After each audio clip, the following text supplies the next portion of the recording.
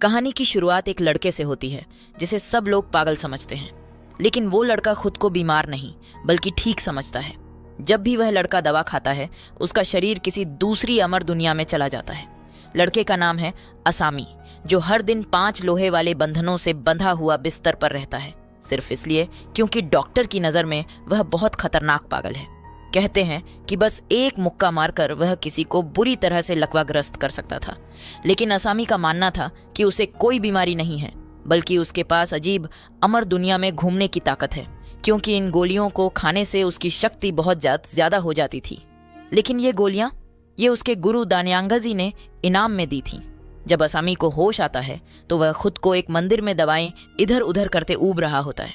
उसके पास एक लड़की रहती है जो दवा में उंगली डुबोकर उसे मुंह में डालती है और खाली नज़रों से ली असामी को देखती है। हम देखते हैं यहाँ ज़्यादातर लोगों के शरीर में बाहरी तौर पर साफ निशान बना होता है। वह छोटा सा इलाज कमरा मानो अजीब चीज़ों का एक म्यूजियम जैसा लगता था। तभी एक औरत की डरावनी चीख से सबका ध्यान खींचता है। सब देखते हैं कि एक खरगोश जैसे होंठ वाला मोटा सजोट आदमी एक बीमार लड़की को धक्का दे रहा है और उसके चेहरे पर एक गंदी मुस्कान है। आसपास खड़े लोग बेवकूफ़ी भरी हंसी हंस रहे थे। असामी इन शोर शराबे को नज़रअंदाज करता है और आंखें बंद करके अपना काम जारी रखता है, क्योंकि उसके लिए यह सब बस एक धोखा था। लेकिन बाई लिंगमियाओं की दर्द भरी आवाज़ उसे और गुस्सा दिला देती है। उसने हथियार के तौर पर दवा की छड़ी उठाई और सीधे उस मोटे आदमी के सिर पर दे मारा। लिंगमियाओ कपड़े पकड़कर डरते हुए ली हुआंग के पीछे छिप जाती है। जब वह मोटा आदमी होश में आता है, उसका चेहरा बहुत गुस्से से भरा हुआ होता है। वह चिल्लाया और बोला, क्या तुम जानते हो मेरे गुरु कौन है? अगर उन्हें पता चला तो तुम्हारे साथ क्या होगा? असामी ठंडे लहजे में हंसता है और कहता है, वह क्या चीज़ है? वह तो एक बेकार इंसान भी नहीं है। यह सुनते ही पूरा कमरा शांत हो जाता है। किसी ने सोचा भी नहीं था कि यह आदमी ऐसी बात कहेगा। तभी एक दाव शिष्य इलाज कमरे में आता है और ऐलान करता है, जूनियर ली, जूनियर वांग, गुरु तुम दोनों को बुला रहे। मोटा आदमी यह सुनकर खुशी से भर जाता है और असामी से कहता है, आज तुम्हारी बारी है। पर असामी के मन में जरा भी डर नहीं था।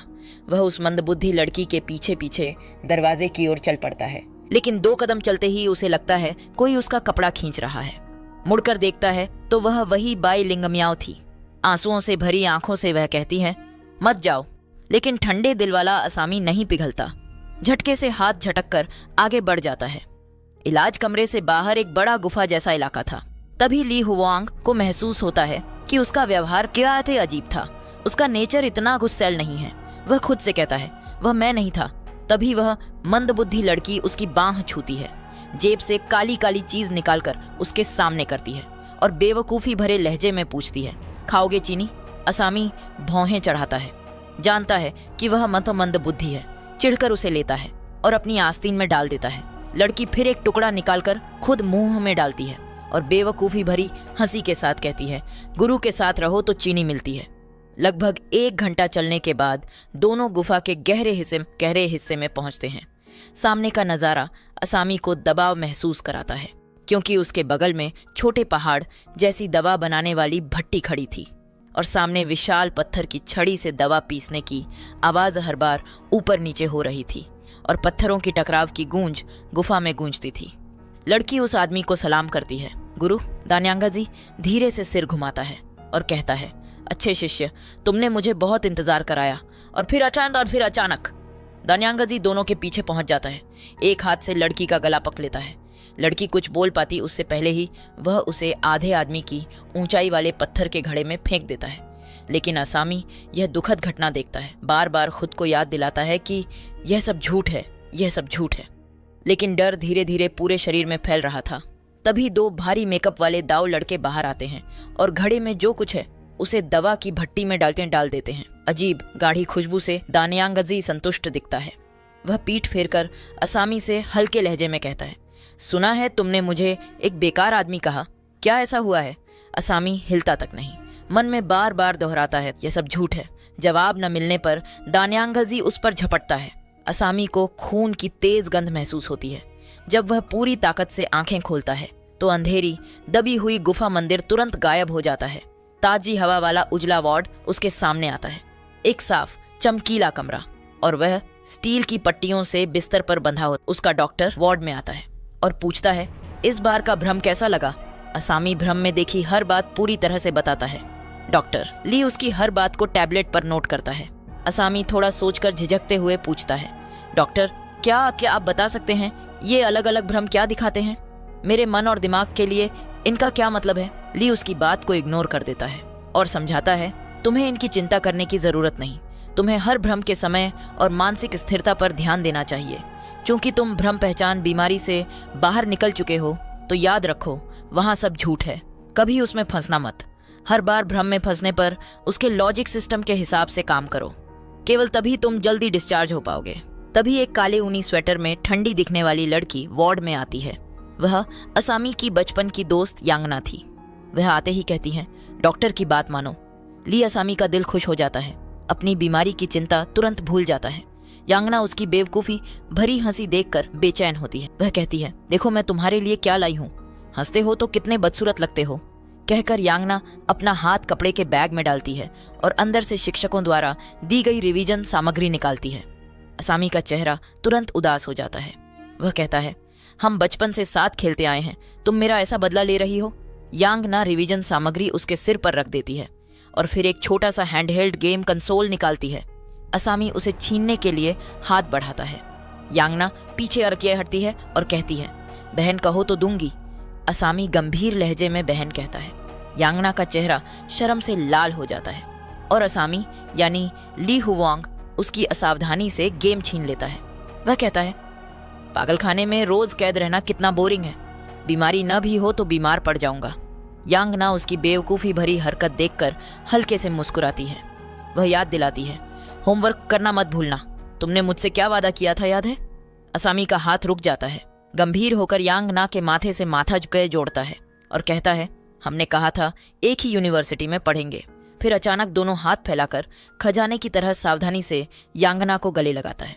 वह वादा करता है, मैं जरूर ठीक हो जाऊंगा। लाल चेहरे वाली यांग ना विरोध नहीं करती, बस आंखें बंद करके हल्के से कहती हैं, मेरा सपना। दोनों काफी देर तक एक दूसरे में खोए रहते हैं। फिर ली असामी यांग ना को अस्पताल से बाहर छोड़ने जाता है, लेकिन जैसे ही खड़ा होता है उसे अजीब बेचैनी महसूस होती है। फिर सिर में जोर का दर्द शुरू हो जाता है और अचानक उसे दवा पीसने वाला घड़ा अपने बिस्तर के पास दिखता है। यांगना उसका परेशान चेहरा देखकर चिंतित होती है। वह पूछती है, असामी तुम ठीक तो हो? असामी तुरंत हंसने लगता है, कहता है, डर गई ना? यांगना गुस्से से भौहें चढ़ाती है, गाल पकड़ती है, डांटती है, अभी भी खुद को बच्चा समझते हो? कहकर गुस्से में वार्ड से बाहर चली जाती है। असामी जल्दी जल्दी उसके पीछे दौड़ता है और नजर के कोने से बिस्तर की मेज देखता है। वह दवा का घड़ा अब उसका खाने का डिब्बा बन चुका था। फिर वह यांगना के पीछे पीछे अस्पताल के आंगन में पहुंचता है। माफी मांगता रहता है, डरता है कि कहीं वह फिर कभी ना आए। उसे पता ही नहीं कि आसपास के मरीजों में क्या बदलाव हो रहे हैं। तभी यांगना अचानक रुकती है मुख्य दरवाजे पर। असामी सावधानी से उसके पास जाता है।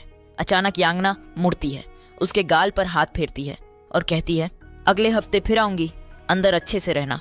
ली हुवांग मुस्कुराते हुए सिर हिलाता है। उसके लिए यांगना उसके तकलीफ भरे दिनों की एकमात्र उम्मीद थी। ली हुवांग वार्ड लौटकर यांगना के साथ भविष्य के बारे में सोचता है। पहले वाला पल मैंने सचमुच दवा का घड़ा देखा था। क्या मेरी बीमारी बढ़ गई है? अगर बढ़ गई तो परीक्षा से पहले अस्पताल से नहीं निकल पाऊंगा तो यांगना के साथ एक यूनिवर्सिटी में कैसे पढ़ूंगा? डॉक्टर ली को कोई समस्या तो नहीं होगी ना? वह पिताजी द्वारा चुने गए सबसे अच्छे डॉक्टर हैं। ये चिंताएं उसे और परेशान करती हैं। मैं इतना छोटा हूँ फिर भी इतना सो हूँ। अपनी शर्ट की जेब में कुछ महसूस होता है, निकाल कर देखता है और ये क्या? वह मंदबुद्धि बड़ी शिष्या द्वारा दी गई चीनी थी। असामी उंगली से थोड़ा चखता है क्योंकि भ्रम की चीज असलियत में आ गई थी। वह तुरंत डॉक्टर ली को बताने वाला होता है, लेकिन अचानक सोचता है कि भ्रम में उससे कहीं ज्यादा कीमती चीजें हैं। ये रातों रात अमीर बनने का मौका है। अब डॉक्टर ली को कुछ नहीं बताना चाहिए, अमीर बनने की कोशिश और पकड़े जाना। फिर असामी ठंडी गुफा में लौट आता है। शिष्य शिष्याओं से पूछता है, क्या किसी के पास सोना चांदी है तो मुझे उधार दो। लेकिन वे समझ ही नहीं पाते कि वह क्या कह रहा है। असामी निराश होकर सांस लेता है, सोचता है कि ये पागल लोग कहाँ से पैसा रखेंगे। तभी बाई लिंगमियाओ चाहती है, उसकी आस्तीन खींचती है। वह पूछती है, सीनियर ली क्या आप आ सकते हैं? फिर दोनों अकेली जगह पर जाते हैं। बाई लिंगमियाओ अपने पैर का सोने का कड़ा उतारती है, मुस्कुराते हुए असामी को देती है और कहती है, यह आपकी मदद कर सकता है। असामी उसे ध्यान से देखता है। हालांकि यह पतला है लेकिन सोने का है। वह कहता है, सोने का कड़ा पहले मुझे उधार दो, यह चीनी तुम रख लो। तभी गुफा के मुहाने से एक घिनौनी आवाज आकर आती है। कोई चिल्लाता है, तुम सब यहाँ इकट्ठे क्या कर रहे हो? जल्दी काम पर लगो। बोलने वाला वही घमंडी दाव युवक था, चेहरे पर अब भी अहंकार। वह ताना मारता है, पिछली बार गुरु की दवा बनने से चूक गए, अफसोस हो रहा है। असामी उसे बिल्कुल नजरअंदाज करता है। याद आता है कि इसका नाम लीजातो है। अचानक उसकी कमर पर लटकता गोल जेड पेंडेंट नजर आता है। सोचता है कि यह पुरानी चीज है, असली दुनिया में यह बहुत कीमती होगी। इसीलिए असामी आधी रात को लीजातो के कमरे में जाता है और बहुत आसानी से जेड पेंडेंट चुरा लेता है। क्योंकि लीजातो आज अपने कमरे में नहीं था, असामी ज्यादा नहीं सोचता। यह पेंडेंट कम से कम उसका और यांग नाका कॉलेज फीस कवर कर देगा। लौटते समय वह देखता है कि पत्थर की सीढ़ियों के सामने रोशनी है। समझ नहीं आता कि इस समय कौन हो सकता है। तभी लीजातो अचानक उसके पीछे प्रकट होता है। वह पूछता है, तुम यहाँ क्यों हो? असामी डर जाता है। वह बहाना बनाता है, तुम चमकीले कपड़े क्यों पहने हो सीनियर लीजातो? वह हंसता है और कहता है, तुम्हारी किस्मत अच्छी है, हमारे साथ इस भूतिया जगह से भागो, दरवाजे पर तैनात भाई ने रास्ता खोल दिया है। ली असामी हैरान हो जाता है और पूछता है, तो तुम भाग रहे हो? लीजातो उसे दीवार पर धकेल देता है, धमकी देता है, अगर तुम हमारे साथ नहीं चलोगे तो यहीं मर जाओ। हम तुम्हें उस सड़े सिर वाले को खबर करने के लिए नहीं छोड़ सकते। अपनी हालत के बावजूद असामी जरा भी नहीं डरता। मन में कोसता है यह भ्रम का ड्रामा और सीधे आंखें बंद करके गहरी सांस लेता है। जब वह फिर आंखें खोलता है तो खुद को चौड़ी चमड़े की पट्टियों से बिस्तर पर बंधा पाता है। उसके चारों ओर के शिष्य गायब हैं, लेकिन इस समय नर्स सो चुकी हैं। जेड पेंडेंट और सोने का कड़ा अभी भी हैं या नहीं पता नहीं कर सकता। तय करता है कि थोड़ी देर बाद फिर उस ओर जाकर देखेगा। जब वह होश में आता है तो वह फिर उसी जगह पर होता है, लेकिन भागने की कोशिश करने वाले लोग गायब हैं। असामी हंसता है और खुद से कहता है, अपना भ्रम, तुम एनपीसी मुझे कैसे नुकसान पहुंचा सकते हो? अगली सुबह 4 तारीख की सुबह एक दाऊ लड़का घबराकर दौड़ता हुआ आता। वो चिल्लाया, सब उठ जाओ, गुरुजी ने सबको हुयान मंदिर में बुलाया है। यह अचानक मिली खबर सुनकर सब हैरान थे, लेकिन जाहिर है किसी में भी गुरु का आर्डर टालने की हिम्मत नहीं थी। कुछ ही देर में सारे चेले हुयान हॉल के सामने पहुंच गए। अपना हीरो ली हुआवांग भी भीड़ में खड़ा सोच रहा था, अब ये बुढ़ा बॉस फिर क्या नया ड्रामा करने वाला है। तभी दान्यांगजी कमरे से बाहर निकले, चारों ओर देखते हुए बोले, सब आ गए? अच्छा है। कल आधी रात को कुछ लोग भागने की कोशिश कर रहे थे, उनमें मेरे 2 खास चेले भी शामिल थे। मुझे सच में बहुत दुख हुआ। फिर उनकी आवाज एकदम ठंडी हो गई। हमारा एक ही नियम है, जिसका पुण्य है उसे इनाम और जिसने गलती की उसे सजा। बोलते ही उन्होंने हाथ उठाया। चारों भागने वालों को एक झटके में हवा में उछाल दिया। फिर उनके हाथ के इशारे से जमीन पर एक बड़ा गड्ढा खुल गया। चारों सीधे उसी में गिर पड़े। ली हुआवांग मन में बोला, ये सब बस मेरा इल्यूजन है, ये असली नहीं है, इनसे डरने की जरूरत नहीं। लेकिन तभी गड्ढे के अंदर से मांस फटने और हड्डियां टूटने की भयानक आवाजें ऐसे आने लगी। अचानक एक लंबी बेल उसके पास से निकली और फिर कई डरावनी बेलें बाहर निकल आईं। उन्होंने भीड़ में खड़े कई लोगों को वहीं मौके पर ही मार डाला। ली हुआवांग एकदम शॉक में था। ये क्या बकवास है, मैंने तो ऐसा कुछ सोचा ही नहीं था। दान्यांगजी उन बेलों के बीच शांति से खड़े होकर बोले, जिसे भी भागने या धोखा देने का ख्याल आए, आज जो देखा उसे याद रखना, मेरी साधना में मदद करना सबसे बड़ा पुण्य है। जब मैं अमर बनूंगा तुम्हें नहीं भूलूंगा। फिर उन्होंने अपनी नजरें सीधी ली हुआवांग पर टिका दी। कल रात उन गद्दारों ने तुम्हें भी साथ चलने को कहा था, तुम क्यों नहीं गए? ली हुआवांग बिना डरे शांति से उनकी ओर देखता रहा। मन ही मन बोला, तुम और ये सब बस मेरे इल्यूजन हो, मेरे दिमाग की पैदाइश, मैं तुमसे डरूं? कभी नहीं। वो कुछ बोलता कि दान्यांगजी ने उसके सिर पर हल्की थपकी दी। हालांकि तुमने मुझे टाइम पर खबर नहीं दी, पर बाकी गद्दारों से तुम बेहतर निकले, तुम्हारे अंदर दम है। आज से तुम मेरे चेले बनोगे और लियाओ भवन का मैनेजमेंट संभालोगे। ली हुआवांग के चेहरे पर कोई खुशी नहीं थी। उसे पता था ये पोस्ट उसे इसलिए मिली क्योंकि बहुत लोग मर चुके थे और काम करने वालों की कमी थी।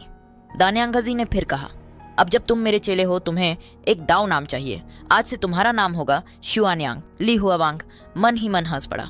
सीरियसली? पिछला शुआन्यांग अभी मरा ही था और अब मैं उसका रिप्लेसमेंट बन गया? तभी दान्यांगजी ने उसे ये एक थैली दी। इसमें 5 इमॉर्टल पिल्स एंड नकल हैं। इन्हें खाने से तुम्हारी उम्र 10 साल बढ़ जाएगी और तुम्हें कुछ देर के लिए डिवाइन पावर मिल जाएगी। देखो, जो मेरे खिलाफ जाता है वो मरता है और जो मेरी मदद करता है उसे पूरा इनाम मिलता है। ली हुआवांग ने उन गोलियों को देखते हुए सोचा, रुको, कहीं ये इंसानों से तो नहीं बनी। उसने आंखें बंद की, क्लिक, और फिर से खुद को हॉस्पिटल के कमरे में पाया। लेकिन भाई, इस बार एक ट्विस्ट था। गुफा की चीजें भी साथ आ चुकी थीं। अब बस एक चीज पक्की करनी थी। अगर सोने का कड़ा और जेड लॉकेट असली हैं, तो क्या ये दवा भी असली होगी? क्यों ना एक गोली खाकर टेस्ट करूं। तभी स्कूल यूनिफॉर्म में यांग ना गुस्से में कमरे में आई। ली हुआवांग, तेरा फोन आया था। मैंने क्लास बंक की, सच में दीवार फांद कर यहाँ आई हूँ। उम्मीद है बात जरूरी होगी। ली हुआवांग कुछ नहीं बोला, बस दरवाजा लॉक किया और पर्दे गिरा दिए। यांग ना का चेहरा लाल पड़ गया। ये पर्दे क्यों बंद कर रहे हो? नर्सें बाहर हैं, सुन लेंगी तो। लाउड स्पीकर में नर्सों की हंसी गूंज उठी। अरे नहीं नहीं, कोई टेंशन नहीं, हम कुछ नहीं सुन रहे। छोटे ली भाई, लगे रहो। ली हुआवांग ने ठंडे स्वर में कहा। बहन जी, गपशप कम कीजिए, थोड़ा सीरियस पेशेंट पर ध्यान लगाइए। फिर उसने जेड लॉकेट यांग ना के हाथ में दबा दिया। कुछ मत बोलो, बस सुनो। उसने सारी कहानी बताई और कहा, इसे बाहर ले जाकर चेक करवाओ कि ये असली है या नहीं। 3 दिन बाद कमरे के स्पीकर से नर्स की आवाज आई। छोटे ली, अच्छी खबर है, तेरी गर्लफ्रेंड फिर आई है। ये सुनते ही ली हुआवांग खुशी से बाहर दौड़ा, पर रास्ते में कुछ सिक्योरिटी गार्ड हथियार लेकर भाग रहे थे। वो हैरान होकर पूछ बैठा, झाओ सर, क्या हुआ? झाओ ने जवाब दिया, छोटे ली, कमरे में रहो। अगर लियू बूढ़ा दिखे तो तुरंत बताना, वो फिर से दवा चुरा कर भागा है। ली हुआवांग ने दरवाजा बंद किया। लियू बूढ़ा भाग गया? उसकी हालत में वो भाग भी कैसे सकता है? लेकिन फिर बोला, मुझे इससे क्या, मुझे तो यांगना से मिलना है। अस्पताल के गार्डन के कोने में यांगना ने धीरे से कहा, रिपोर्ट आ गई है। तुमने जो जेड लॉकेट और सोने का कड़ा दिया था, भाई दोनों असली निकले। उस जेड की कीमत कम से कम 40 लाख है। ली हुआवांग की आंखों में आंसू चमक उठे। मैं जानता था, मतलब मेरी पावर सच में है, मैं पागल नहीं हूँ। वो खुशी में यांगना को उठाकर घुमाने लगा। दोनों लंबे समय तक हंसते रहे, फिर मुस्कुराकर बोला, तैयार हो जाओ छोटे पुनर्जन्म के लिए। यांगना ने तुरंत उसकी कमर पर मुक्का मारा। चुप, बकवास बंद करो। हुआवांग, सीरियस हो जाओ, मुझे पैसे नहीं चाहिए। अगर ये सब सच भी है तो भी तुम्हारी हेल्थ सबसे जरूरी है। वादा करो इलाज और दवाइयां बंद नहीं करोगे, वरना कसम से मैं फिर कभी मदद नहीं करूंगी। ली हुआवांग कुछ कहना चाहता था, पर उसकी आंखों में सच्ची चिंता देखकर चुप हो गया। उसने फैसला किया, अब बस इलाज पर ध्यान देगा। लेकिन तभी एक गंजा बूढ़ा, वही लियू बूढ़ा, अचानक उनके पीछे आता गया। उसने यांग ना को जमीन पर पटक दिया। ली हुआवांग की नसों में खून खौल उठा, गुस्सा एकदम। वो मेरी गर्लफ्रेंड है, उसे छोड़ दे। वो दौड़कर पहुंचा, पर बैंग, एक ईंट का टुकड़ा उसके सिर पर आ गिरा।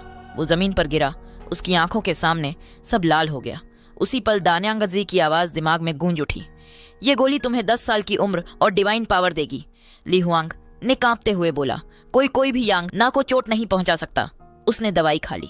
बूम, एक जलती हुई पावर उसके पूरे शरीर में फैल गई। अचानक वो जबरदस्त ताकत से भर गया। उसने बूढ़े को एक हाथ से पकड़कर दूर फेंक दिया, फिर 5 उंगलियां सच में उसका चेहरा पकड़कर भींच लीं। खचाक खून की बौछारें उड़ गईं, पर ली हुआवांग की आंखों में गुस्सा अब भी जल रहा था। वो गुर्राया, मैंने कहा था उसे छोड़ दे, सुना नहीं क्या? अब अगले पार्ट के लिए कमेंट करो।